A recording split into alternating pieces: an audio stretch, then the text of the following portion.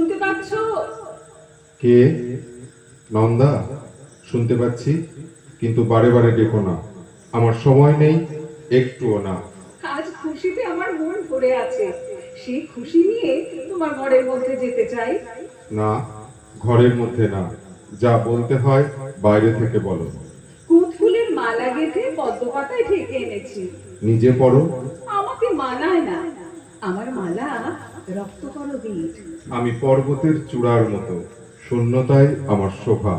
সেই চূড়ার বুকেও ঝর্ণা ঝরে, তোমার গলাতেও মালা দুলবে। জাল খুলে দাও, ভিতরে যাব। আসতে দেব না, কি বলবে শীঘ্র বলো, সময় নেই। দূর থেকে ওই গান শুনতে পাচ্ছ?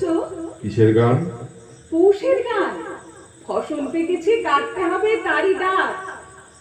পৌষ তোদের ডাক দিয়েছে, আয় রে চলে আয় আয় আয়। দেখছো না, পৌষের রোদ্দুর পাকা ধানের লাবণ্য আকাশে মেলে দিচ্ছে।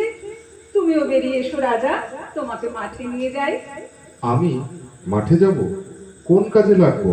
মাঠের কাজ তোমার যক্ষপুরীর কাজের চেয়ে অনেক সহজ। সহজ কাজটাই আমার কাছে শক্ত। সরোবর কি ফেনার নুপুর করা ঝর্ণার মতো নাচতে পারে? যাও যাও, আর কথা কয়ো না, সময় নেই।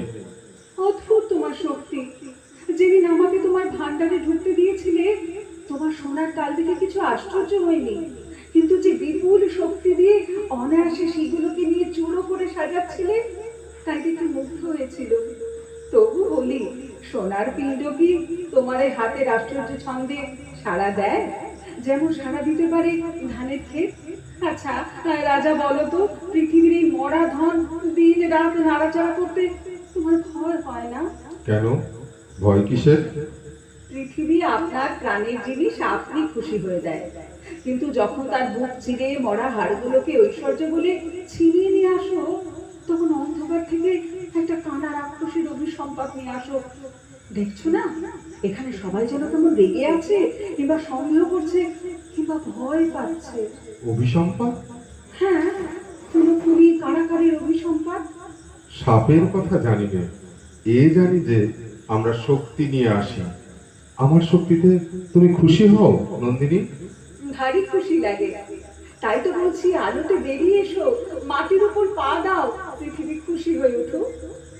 নন্দিনী, তুমি কি জানো, বিধাতা তোমাকেও রূপের মায়ার আড়ালে অপরূপ করে রেখেছেন। তার মধ্যে থেকে ছিনিয়ে তোমাকে আমার মুঠোর ভিতর পেতে চাচ্ছি, কিছুতেই ধরতে পারছি না। আমি তোমাকে উল্টিয়ে পাল্টিয়ে দেখতে চাই, না পারি তো ভেঙে চুরে ফেলতে চাই। ও কি বলছো তুমি? তোমার ওই রক্তকরবীর আভাটুকু ছেকে নিয়ে আমার চোখে অঞ্জন করে পড়তে পারি না কেন?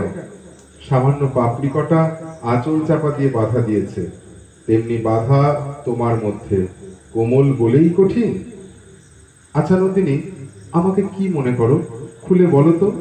সে আরেকদিন বলবো, আজ তো তোমার সময় নেই, আজ চাই। না না, যেও না, বলে যাও, আমাকে কি মনে করো, বলো বলো। কতবার বলেছি, তোমাকে মনে করি আশ্চর্য, প্রকাণ্ড হাতে প্রচন্ড জোর ফুলে ফুলে উঠছে, ঝড়ের আগেকার মেঘের মতো। দেখে আমার মন নাচে। রঞ্জনকে দেখে তোমার মন যে নাচে, সেও কি? সেই কথা থাক, তোমার তো সময় নেই। আছে সময়, শুধু এই কথাটি বলে যাও। সে নাচের তাল আলাদা, তুমি বুঝবে না। বুঝবো বুঝবো, বুঝতে চাই। সব কথাটি বুঝিয়ে বলতে পারি না, আমি যাই। যেও না, বলো আমাকে তোমার ভালো লাগে কিনা। হ্যাঁ, ভালো লাগে। রঞ্জনের মতোই? ঘুরে ফিরে একই কথা, এসব কথা তুমি বোঝো না। কিছু কিছু বুঝি। আমি জানি রঞ্জনের সঙ্গে আমার তফাৎটা কি। আমার মধ্যে কেবল জোরই আছে, রঞ্জনের মধ্যে আছে জাদু।